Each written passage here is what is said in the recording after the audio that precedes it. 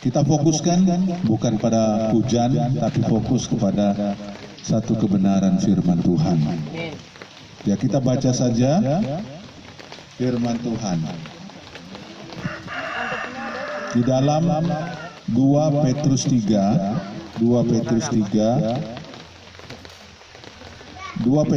ayat 2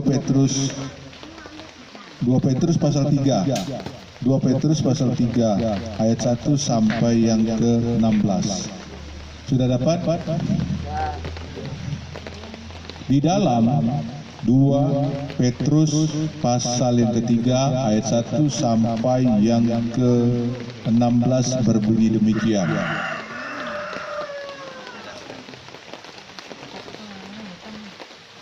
Dengan tema yaitu tentang Hari Tuhan. Nah, kita baca bersama-sama 2 Petrus pasal 3 ayat 1 sampai ke-16. 1, 2, 3. Hari Tuhan, saudara-saudara yang kekasih, ini sudah surat yang kedua yang kutulis kepadamu. Di dalam kedua surat ini aku berusaha pengertian yang murni oleh peringatan-peringatan, supaya kamu mengingat akan perkataan yang dahulu telah diucapkan oleh nabi-nabi kudus, dan mengingat akan perintah Tuhan dan juru selamat yang telah disampaikan oleh rasul-rasulmu kepadamu. Yang terutama harus kamu ketahui ialah bahwa pada hari-hari terakhir zaman akhir akan tampil pengejek-pengejek dengan ejekan-ejekannya, yaitu orang-orang yang hidup menuruti hawa nafsunya. Kata mereka, di manakah janji tentang kedatangannya itu? Sebab sejak bapa leluhur kita meninggal, segala sesuatu tetap seperti semula pada waktu dunia diciptakan. Mereka sengaja tidak mau tahu bahwa oleh firman langit telah sejak ada dahulu, dan juga bumi yang berasal dari air oleh air, dan bahwa oleh air itu bumi yang dahulu telah binasa dimusnahkan oleh air bah itu. Tetapi oleh firman itu juga langit dan bumi yang sekarang terpelihara dari api dan disimpan untuk hari penghakiman dan kebinasaan orang-orang fasik. Akan tetapi, saudara-saudaraku yang kekasih, yang satu ini tidak boleh kamu lupakan, yaitu bahwa di hadapan Tuhan satu hari sama seperti 1000 tahun. Tuhan tidak lalai menepati janjinya, sekalipun ada orang yang menganggapnya sebagai kelalaian, tapi ia sabar terhadap kamu, karena ia menghendaki supaya jangan ada yang binasa, melainkan supaya semua orang berbalik dan bertobat. Tetapi hari Tuhan akan tiba seperti pencuri. Pada hari itu langit akan lenyap dengan gemuruh yang dahsyat, dan unsur-unsur dunia akan hangus dalam nyala api, dan bumi dan segala yang ada di atasnya akan hilang lenyap. Jadi, jikalau segala sesuatu itu akan hancur secara demikian, betapa sucinya dan salehnya kamu harus hidup, yaitu kamu yang menantikan dan mempercepat kedatangan hari Tuhan. Pada hari itu langit akan binasa dalam api, dan unsur-unsur dunia akan hancur karena nyalanya. Tapi sesuai dengan janjinya, kita menantikan langit yang baru dan bumi yang baru, di mana terdapat kebenaran. Sebab itu, saudara-saudaraku yang kekasih, sambil menantikan semuanya ini, kamu harus berusaha supaya kamu hidup. Berusaha supaya kamu dapat tak bercacat dan tak bernoda di hadapannya dalam perdamaian dengan Dia. Anggaplah kesabaran Tuhan kita sebagai kesempatan bagimu untuk beroleh selamat, seperti juga Paulus saudara kita yang kekasih telah menulis kepadamu menurut hikmat yang dikaruniakan padanya. Hal itu dibuatnya dalam semua surat-suratnya. Apabila ia berbicara tentang perkara-perkara ini, dalam surat-suratnya itu ada hal yang sukar dipahami, sehingga orang-orang yang tidak memahaminya dan yang tidak teguh imannya memutarbalikkannya menjadi kebinasaan mereka sendiri, sama seperti yang juga mereka buat dengan tulisan-tulisan yang lain. Ya, kita menghadap di sini firman Tuhan tentang hari Tuhan. Ya, mungkin firman ini sudah disampaikan ya beberapa lebih kurang hampir 1900 tahun yang lalu. Kedatangan Tuhan. Tapi banyak orang yang mungkin mengejek ya, kapan datangnya? Kok sampai sekarang seolah-olah tidak datang? Sini kan tampil banyak pengejek. Mereka pada mengejek, wah, tidak mungkin terjadi begini dan begitu. Tapi Bapak Ibu, kalau kita lihat, Tuhan kan sudah berikan ciri-ciri, tanda-tanda ya bahwa Tuhan sudah tidak lama lagi datang. Oleh karena itu, mari Bapak Ibu, sekarang waktunya sudah tidak lama, sudah singkat. Ya, seperti saya juga kaget kemarin disaksikan oleh anak saya, Lydia itu, dia dapat mimpi. Dia lihat orang-orang yang mati didaftar ya. Lihat untuk yang hidupnya benar dikumpulkan satu tempat, tapi di tempat yang lain lagi tak terhingga jaraknya ada orang-orang yang akan binasa. Ya. Nah, memang saat ini sesuai dengan firman Tuhan, orang berdosa atau orang benar itu belum ada yang ke sorga atau ke neraka, kecuali orang-orang khusus ya, para nabi-nabi Tuhan, orang-orang kudus lainnya seperti Henokh, Elia, ya, Musa dan lain-lainnya, orang-orang dekat sama Tuhan. Ketika dia mati, tidak perlu mereka menantikan satu tempat yang namanya Firdaus ataupun tempat seperti neraka itu ya, kecuali nanti ketika Tuhan datang kedua kali. Ingat, kedatangan Tuhan itu ada dua kali. Yang pertama yaitu peristiwa rapture, pengangkatan. Ketika pengangkatan terjadi, itu kita yang hidup dalam kebenaran ya, jadi orang yang sudah mati mereka akan dibangkitkan. Baru kita yang hidup, kita akan terangkat hidup-hidup. Jadi yang masuk dalam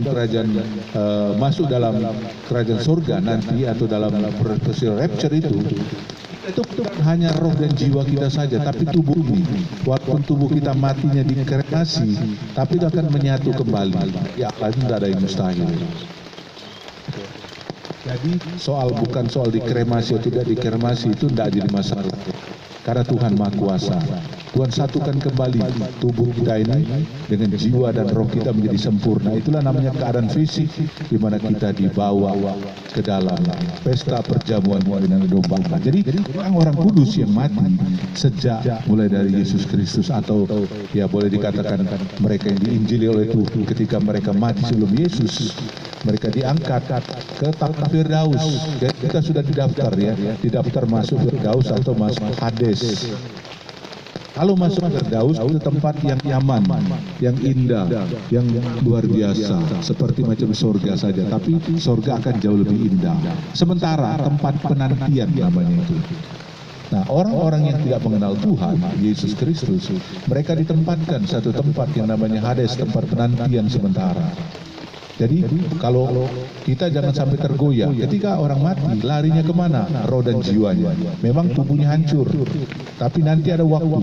Jadi orang itu akan tinggal tetap di dalam alam roh tadi ya, di dalam Hades maupun Firdaus. Nah, ketika Yesus diangkat, Tuhan Yesus Kristus datang kedua kali. Peristiwa kedatangan Tuhan yang pertama itu adalah peristiwa pengangkatan. Tuhan tidak menginjak ke bumi, tapi Tuhan di angkasa. Letaknya jauh, tak terhingga dengan kekuatan atau kepintaran teknologi manusia, tidak bisa dijangkau. Itu berbicara di awan-awan. Awan-awan itu suatu tempat kemuliaan Tuhan yang luar biasa, mungkin tinggi ya, jauh dari bumi, tidak bisa dijangkau oleh pesawat angkasa sekalipun. Nah, di sanalah ada pesta perjamuan kawin. Jadi orang-orang yang benar-benar sama Tuhan, mereka ditempatkan di sana. Ya, dalam apa? Pesta perjamuan. Orang yang sudah mati dibangkitkan, sama kita yang tersisa. Kita dibawa ke dalam ya tempat tadi yang namanya pesta perjamuan di angkasa. Nah, betapa luar biasanya tempat itu ya. Betapa dahsyat dan luar biasanya tempat itu. Jadi itulah kehendaki daripada kita Jadi kita selama berapa tahun? 3,5 tahun. Ya, 3,5 tahun kita di angkasa bersama dengan Tuhan. Jadi betapa luar biasanya Allah Tuhan itu dahsyat adanya. Ya.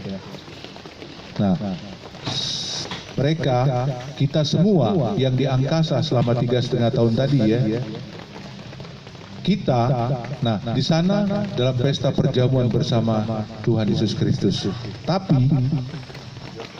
orang-orang yang tertinggal, ya mereka yang tertinggal adalah mereka-mereka yang harus siap menghadapi antikris. Betapa menyedihkan, betapa menakutkan ya. Karena tempat itu adalah tempat yang benar-benar sangat mengerikan dan sangat menakutkan. Makanya oleh karena itulah, jangan kita bermain lagi. Pilihan kepada Bapak Ibu. 3,5 tahun masa antikris, masa aniaya, atau kita bersama Tuhan dalam pesta perjamuan kawin anak domba Allah di angkasa sana. Ya, bersama tentunya dengan orang-orang yang sudah mati. Ya. Nah, orang-orang yang belum mengenal Tuhan, yang belum dibangkitkan, mereka menunggu. Berapa lama mereka menunggu? Tunggu lagi 1.000 tahun. Ya, setelah 3,5 tahun di angkasa, di bumi ini yang memerintah adalah antikris, menolak Tuhan. Mereka ya 3,5 tahun pertama bagus-bagus, tapi setelah itu mereka jahatnya luar biasa. Nah, dalam 3,5 tahun ini ada penghakiman nanti dalam kitab Wahyu itu ya, itu penghakiman 7 meterai Allah. Jadi bukan enak di bumi ini pada masa antikris nanti, itu penderitaannya luar biasa. Karena apa? Karena banyak hal-hal yang akan dihancurkan oleh Tuhan. Murka Allah diturunkan ke muka bumi. Yang kita hidup di zaman antikris itu adalah masa yang sangat-sangat menakutkan. Jangan dipandang sepele Bapak Ibu. Nah, baru nanti masuk setelah itu antikris dengan antek-anteknya, dengan nabi palsunya, mereka dilempar ke dalam jurang yang tidak berujung, yaitu dalam jurang, termasuk iblis setannya, untuk dipenjara ke tempat jurang yang tidak berujung selama 1.000 tahun. Kemudian setelah 1.000 tahun kita bersama dengan Tuhan kan 1.000 tahun memerintah. Setan iblis di bawah, di dasar bumi yang tidak terhingga, tidak ada ujungnya. Nah, setelah selesai 1.000 tahun, setan dilepas. Dia akan menghasut manusia-manusia tadi yang diperintah oleh Tuhan tadi. Banyak juga yang masih memberontak. Akhirnya, di saat itulah Allah menghanguskan seluruhnya itu, manusia itu yang melawan, ya. Kemudian di sanalah baru nanti ada orang-orang yang mati, yang belum mati, ya maksudnya orang yang mati belum bangkit, mereka dibangkitkan. Ya, yang belum. Kalau kita lihat yang dibangkitkan setelah peristiwa pengangkatan itu akan dibangkitkan pada waktu peristiwa pengangkatan. Tapi ini yang terakhir untuk apa? Untuk dihakimi. Itulah masa penghakiman yang Tuhan bilang nanti, ketika aku lapar, haus, dahaga dan segala macam, kamu tidak akan minum dan segala macam. Semua catatan riwayat hidup kita dibuka. Orang-orang yang masuk dalam peristiwa pengangkatan, yang ikut memerintah Tuhan, itu sudah tercatat di dalam buku kehidupan anak domba Allah. Nah, baru setelah penghakiman itu baru dimasukkan yang benar, dihakimi, dibawa ke atas, yaitu ke sorga. Sedangkan yang tidak benar itu dilempar ke dalam neraka yang sesungguhnya. Nah, Gehenna atau neraka itu adalah tempat yang sangat mengerikan. Setan iblis Lucifer sekalipun, kalau dia sudah masuk ke Gehenna, dia takutnya luar biasa. Karena di sana dia tidak bisa lagi berkutik berbuat apa-apa. Karena apa? Di sanalah tempat penghakiman kekal. Itu Gehenna itu ibaratnya tempat pembuangan sampah, api pembakaran pembuangan sampah. Ya, kalau di Israel itu katanya tempat pembuangan sampah, itu kan ada api. Nah, disitulah dibakar sampah-sampah. Jadi mengerikan ya, jadi dia dianggap sebagai sampah saja. Lempar ke Gehenna, apinya tak terhingga, di sanalah apinya lautan yang tak terseberangi, terpisah antara surga dan neraka. Dimensi itu langsung ditutup oleh Tuhan, dilupakan penderitaan kekal selama-lamanya. Jadi tidak ada lagi orang yang bisa diselamatkan. Dia udah kekal bersama Lucifer di panggang hidup-hidup di neraka kekal selama-lamanya. Orang yang dekat Tuhan, mereka bersama dengan Tuhan di dalam kerajaan surga. Jadi Bapak Ibu, mari firman Tuhan di sini dikatakan dalam ayat ke-17, 10, tetapi hari Tuhan akan tiba seperti pencuri. Pada hari itu langit akan lenyap dan gemuruh yang dahsyat dan unsur dunia akan hangus dalam nyala api dan bumi segala yang ada di atasnya akan hilang lenyap. Mungkin kita berpikir, gimana bisa ini terjadi? Mungkinkah ini terjadi? Ya, ini bisa. Ya. Nah, kita kasih tempat dulu. Ya, jadi betapa mengerikan dan menakutkan Bapak Ibu. Jadi janganlah bermain-main.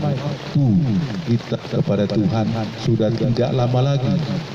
Makanya kita harus sungguh-sungguh kepada Tuhan. Jangan sampai kita terjebak ke satu tempat yang menakutkan. Oleh karena itulah Bapak Ibu Saudara yang saya kasih dalam Tuhan Yesus Kristus, sungguh-sungguhlah kita kepada Tuhan. Karena waktu sudah singkat.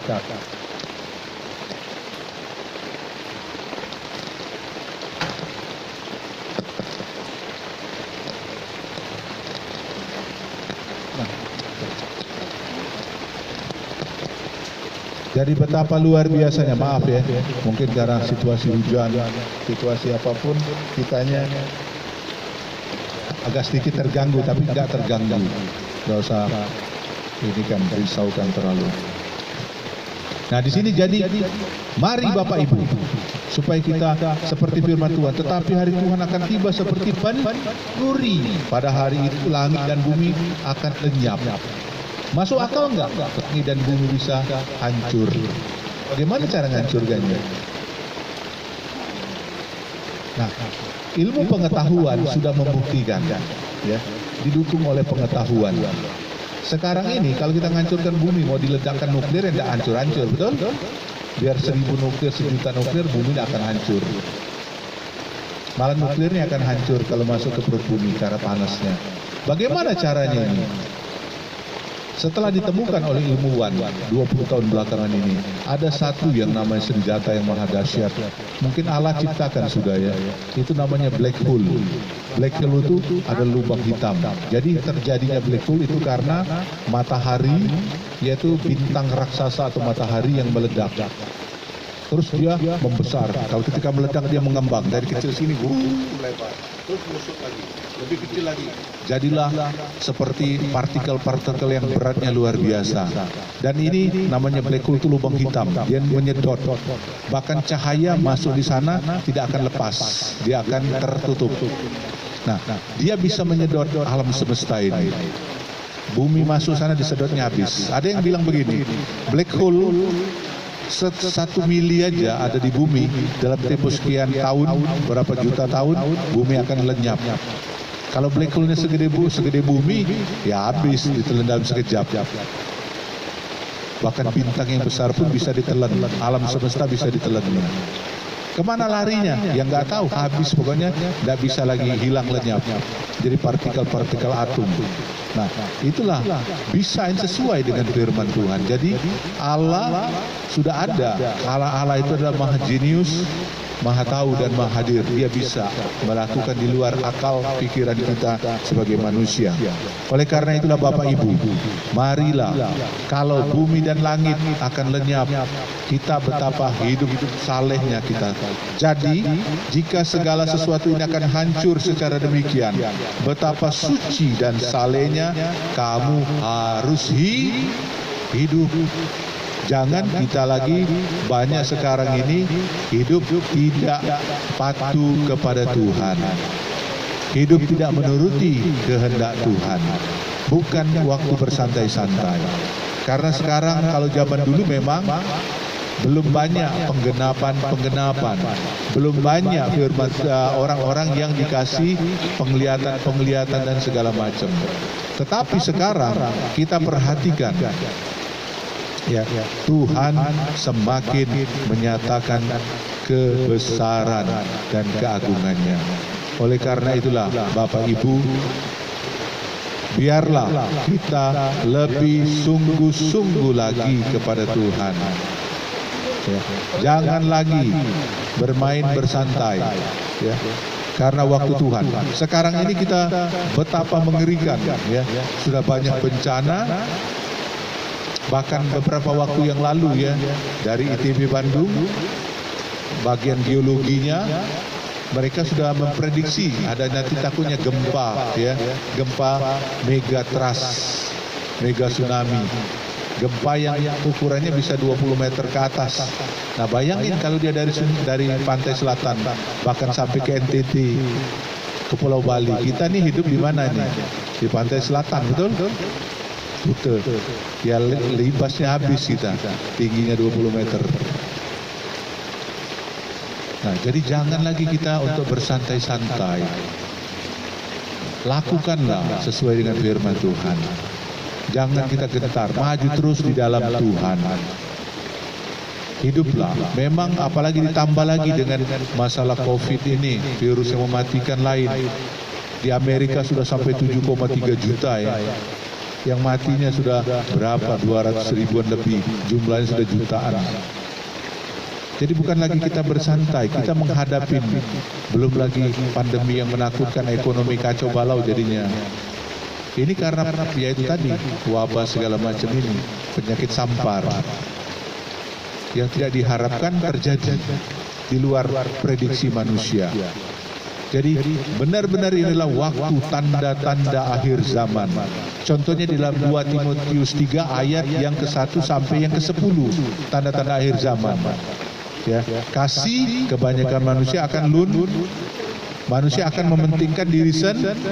Nah, anak-anak generasi setelah generasi X, generasi Y, generasi Z, itu mereka apalagi sekarang teknologi merusak anak-anak. Teknologi ada bagusnya, tapi ada juga yang tidak bagusnya karena terlalu transparan. Ya, dan tidak bisa terbendung. Apalagi sekarang ya dengan kondisi COVID lain ini, semua orang kan pakai ya darling, ya, pakai apa, online. Ya kalau bagus untuk pekerjaan PR. Tetapi di luar dari pekerjaan PR, anak-anak tetap diawasi Bapak Ibu.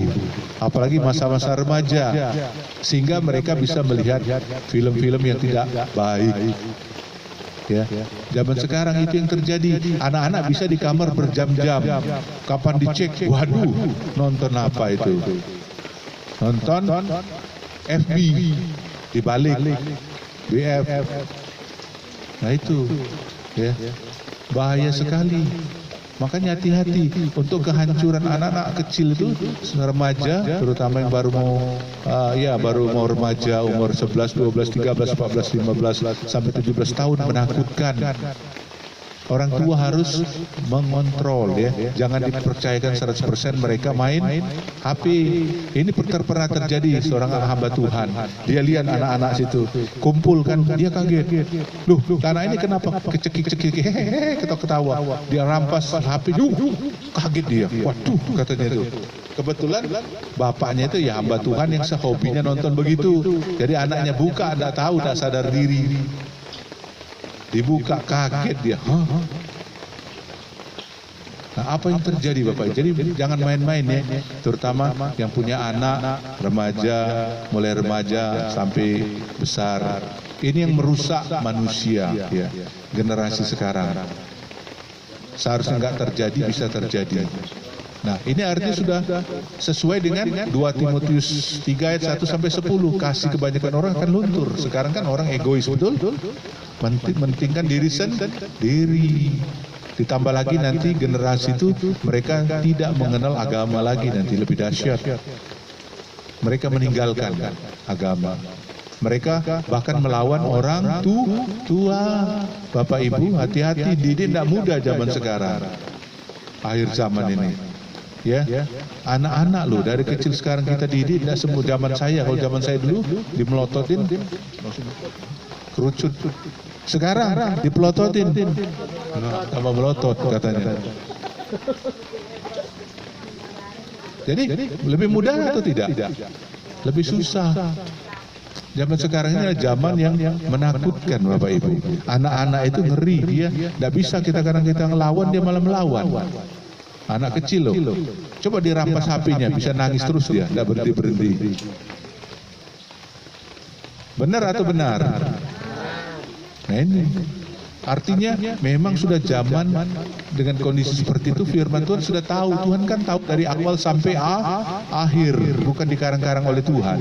Firman Tuhan itu lama-lama kalau anak-anak sudah tergantung sama HP, sama happy, sama apapun namanya, mau Instagram dan segala macam, berakibat pada mereka lupa semuanya, lupa sembahyang, lupa baca firman Tuhan, lupa berdoa, lupa apalagi makan pun lupa.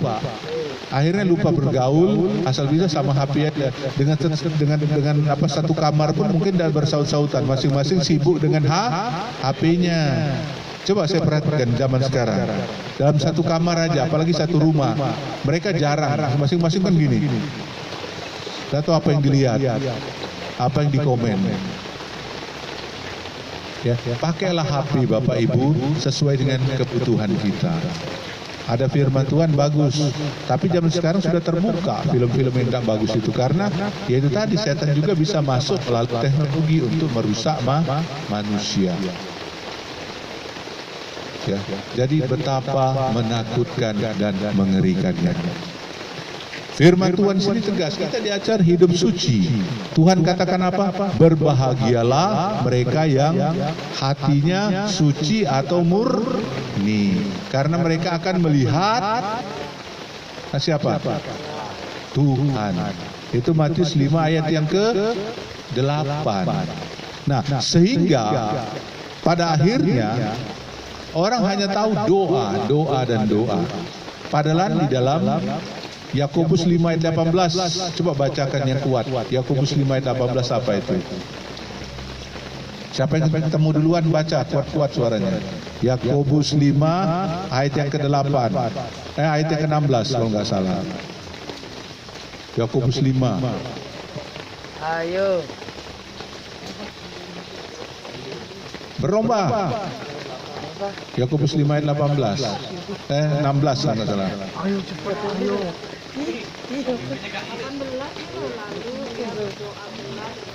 Buka nih maskernya. Nah, yang ada apa doa orang benar? Sebelum Elia. Elia adalah manusia biasa, sama seperti kita. Dan dia telah bersungguh-sungguh berdoa supaya hujan jangan turun, dan hujan pun tidak turun di bumi selama 3 Nah, tahun. ayat 16-nya, karena itu hendaklah kamu saling mengaku dosamu dan saling mendoakan supaya kamu sembuh. Doa orang yang bila dengan yakin didoakan sangat besar Kuasanya. Semua orang tahu khotbah tentang doa-doa, tapi seringkali doa kita tidak punya power. Karena apa? Kita belum menjadi orang benar. Makanya jadi orang benar tidak mudah di akhir zaman ini. Kita mau hidup benar, kita akan dikucilkan orang, dianggapnya orang ini aneh. Betul? Iya. Misalnya zaman sekarang ada teman saya, dia seorang pengusaha gitu, walaupun nggak besar. Nah, dia ngomong begini, Pak Edi, susah loh. Karena apa? Saya sering kali datang teman-teman rekan bisnis saya dari Jakarta katanya itu. Saya oke. Saya dijemput atau diajak oleh mereka. Apa yang mereka ajak saya ke sana katanya? Pertama, mereka bawa istrinya, tapi sewaan. Tahu? Ya, kan bisa disewa. Nah itu bahaya Bapak Ibu. Belum lagi dibilang sering kali kita diajak minum pil gila. Ya. Nah itu jadi ajar rusak. Jadi orang yang hidup benar, kalau kita hidup benar ditertawakan. Oh, merokok aja, enggak apa-apa. Di sini kan enggak apa-apa. Tidak ada di firman Tuhan, cuma dibakar oleh firman Tuhan. Nah di situ mereka memojokkan. Jadi untuk jadi orang benar sesuai dengan firman Tuhan nggak gampang Bapak Ibu. Kadang kita tertolak, betul? Zaman Elia saja saat itu dia terpojok oleh karena gara-gara dia membinasakan daripada nabi-nabi Baal. Dia ditekan oleh Ratu Isabel, yaitu roh najisan, roh segala macam. Isabel berbicara tentang itu, mereka coba dihancurkan. Tetapi puji Tuhan, dia tidak gentar, dia tetap taat setia. Elisa sampai Tuhan angkat dia hidup-hidup. Nah begitu juga kita Bapak Ibu, kita harus untuk sesuai dengan firman tadi hidup dalam kebenaran. Kalau kita hidup dalam kebenaran, kekudusan Allah, sehingga kita akan menerima janji-janji Tuhan. Ya, itu penting Bapak Ibu, supaya kita hidup dalam kebenaran, doa kita terkabulkan. Kalau kita doa tanpa power, tanpa kuasa, ya banyak. Makanya sekarang kan banyak ada hamba Tuhan didoakan dalam nama Yesus, setannya ketawa. Dalam nama Yesus, tak tendang kamu, tak keluar-keluar. 5 jam dia melayani, tidak juga setannya keluar. Akhirnya dia bilang, kamu atau saya yang keluar? Ya hamba Tuhannya lari, tinggalin aja. Karena ya setannya ketawa, yang doakan saya teman saya. Bahkan lebih anak buah saya katanya, kamu ngawur. Ya, nah itu. Jadi hati-hati Bapak Ibu. Kalau hidup kita tidak hidup dalam kebenaran, apalagi tantangan kita semakin banyak, kita akan tidak punya power, tidak punya kuasa. Ketika kita mendoakan orang, tidak ada hasilnya, bahkan kita tertolak. Makanya sungguh-sungguhlah kepada Tuhan, hiduplah dalam kebenaran Tuhan, takutlah akan Tuhan. Ya, hidup takut akan Tuhan, hidup dalam kebenaran Tuhan. Waktu kita bukan lagi untuk bersantai ria. Waktu kita bukan untuk bermain-main. Waktu kita bukan untuk lagi memikirkan kepentingan sendiri. Tapi waktu kita untuk lebih dekat, melekat kepada Tuhan. Takut akan Tuhan harus ada di dalam kehidupan kita. Ya, takut akan Tuhan kuncinya lagi. Takut akan Tuhan berbuahkan kepada pengetahuan dan hikmat Tuhan. Kalau kita tidak pernah berhikmat karena kita tidak takut akan Tuhan. Betul? Dalam Amsal itu ya, Amsal 1 ayat 7, Amsal 9 ayat 10, Amsal 22 ayat 4, Amsal 8 ayat 13, takut akan Tuhan itu menjauhi kejahatan. Supaya kita hidup benar, hidup suci. Hidup suci itu apa? Hidup murni, supaya kita layak dan berkenan kepada Tuhan. Jadi Bapak-bapak Ibu, mari, bukan waktunya lagi kita untuk bersantai-santai. Waktu Tuhan sudah tidak lama lagi. Nah, dalam penglihatan anak saya itu dia kaget. Katanya kedatangan Tuhan sudah tidak lama. Dia lihat dia berkumpul ada di satu tempat semua pakaian putih. Ada hitungannya mundur. Bukan 1, 2, 3 enggak dia. 20, 19, 18, 17. Waktu hitungan kelima dia jerit. Aduh, saya belum siap katanya itu. Dia bangun ketakutan luar biasa. Nah artinya apa? Waktu Tuhan sudah benar-benar tidak lama lagi Bapak Ibu.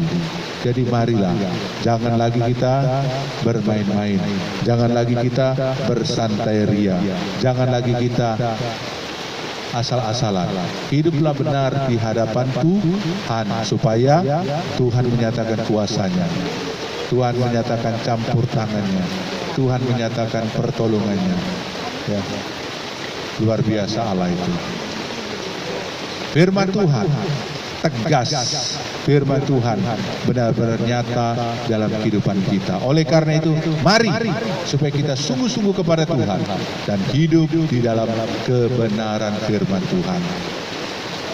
Firman Tuhan, saya rasa sudah cukup. Sebenarnya panjang, tapi kita lihat situasi juga, kondisi. Ya, jadi mari Bapak Ibu, kita sungguh-sungguhlah hidup dalam kebenaran daripada firman Tuhan. Jangan gentar, jangan gelisah, jangan takut. Ya, mari kita sungguh-sungguh kepada Tuhan.